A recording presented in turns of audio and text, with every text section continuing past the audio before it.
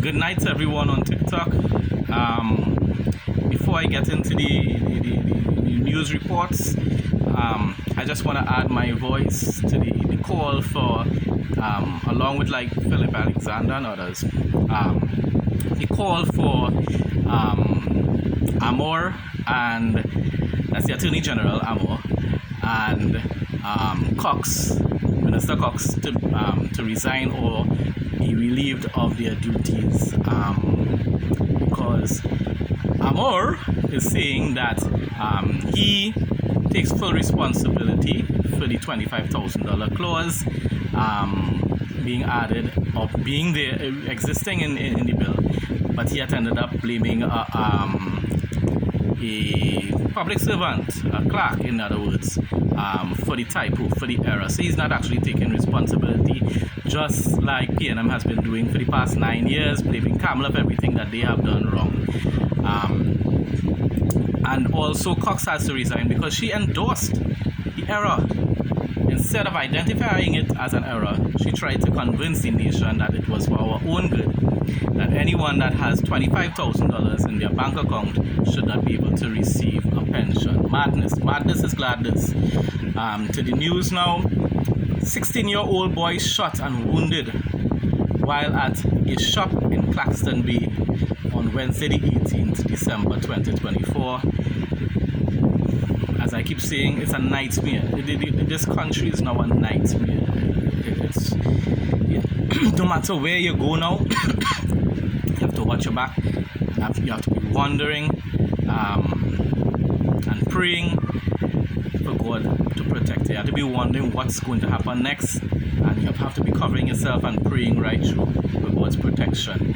A family was robbed of over $300,000 during a home invasion in El Socorro on Tuesday, the 17th of December 2024. Some fast people asking why it is people saving that amount of money at home. It's because the banks rob you when you put your money there, deducting a whole set of money every month. And then besides that, the government is spying on citizens' savings for them to be saying, oh, we know X amount of people. They're not naming people, but they're saying that they know people have a large sums of money in the bank and where this money coming from and all sort of nonsense. So that means whether legally or not, the government is being informed of people's savings and the amount of money that they're saving.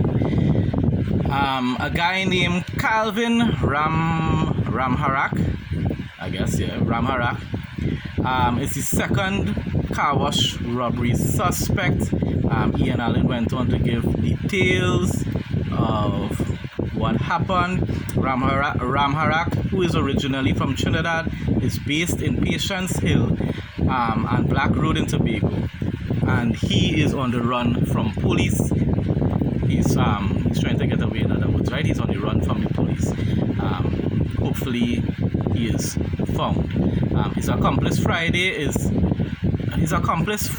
is from Vance River, located on the outskirts of Point Fortin. He was arrested by police after the incident in Crown Point and remains in custody. So one of the suspects are in custody while another is still on the run.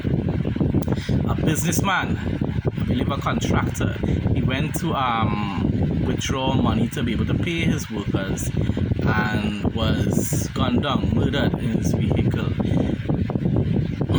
Sad. He was robbed of his money, so it appears to be robbery, but why kill the man? So you ought to be wondering, once again, as I've said over and over, a lot of these cases, these incidents recently, these tragedies recently, seem to be more of a hit job than just plain robbery. There are cases where people, of course, there will be extortion or so on whatsoever and personal disputes. But once again, and I'm not talking about this guy in particular, and I said that on Facebook, but I do believe a lot of these so-called respectable upper class and middle class individuals who are being targeted now are getting involved and are involved in shady business, and that's why they are facing the consequences for those those actions. Stay on the right path. Even if times are hard, times are hard and business is going to get worse and worse and worse, stand your ground. Don't borrow money or don't make any deals with criminals. Don't get involved in drugs and those kind of things, please, because it's going to cost you your life and you're going to leave your loved ones to suffer pain and hurt and in danger, because they could also end up being victims targeted by these same criminals in the future. Adverse weather alert yellow level has been extended until Friday 10 a.m. only for Tobago and North Trinidad, so it's more rain, I guess, in Granby again tomorrow, God's willing, again. A man was reportedly robbed by 3 gunmen a few minutes ago, well, that was earlier on, during a home invasion in Pepper Village, Faizabad.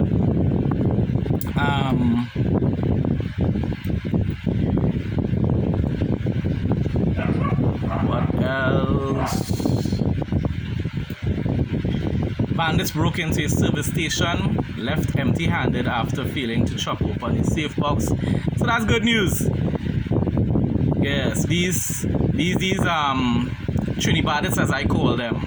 Remember, holiday time coming up, so they want their money, their money, because they believe that is their money. You know? When they're going into people's homes and businesses, they believe that is their inheritance, their ancestral inheritance that they're going to take in from people who have their money now, right? So that's what I always say. So they want the money they want their money so that they could buy sufficient weed and punching to be high all day and night for the holidays. It must last. It must last. A businesswoman, this one was horrible. A businesswoman was robbed of 3,000 during a home invasion, then abducted and carried to her business and robbed again. I can imagine how traumatized that woman is tonight. Ma'am, I feel it for you. But pray, hold on to God. The Lord will keep you, and He will give you comfort.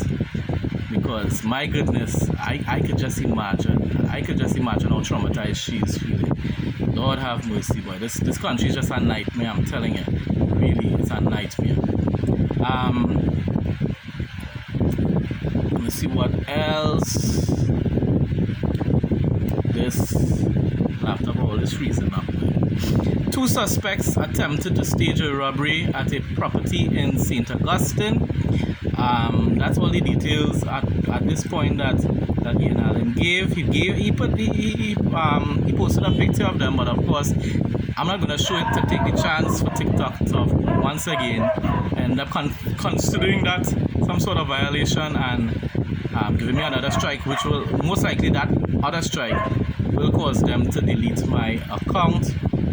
Kamala not endorsing Philip's comments, and that's the comments about Philip is criticizing the PNM members for their reactions, their open public grief of their the death of their colleague earlier this week. I believe it was Monday, when she tragically died in a house fire along with her children. Philip is not saying that they are wrong for grieving for their colleague. What he's saying that is hypocrisy. That they are only showing pain and sorrow and grief for their friend, but yet they are totally heartless and brutal and hateful towards the citizens of Trinidad and Tobago. And that's the point that he was trying to make. But Kamala is a different person to me, or a person like Philip. We do not follow the political correct sort of guidelines. People like Kamala, they love to be politically correct, and she has no choice either. You see, if she becomes as critical as we are, she'll be deemed a racist, and of course that could end up costing her the elections. So she's doing the right thing. Stay out and let people like Philip, or let peasants like me, because I'm a nobody, let peasants like me criticize the PNM for their hypocrisy.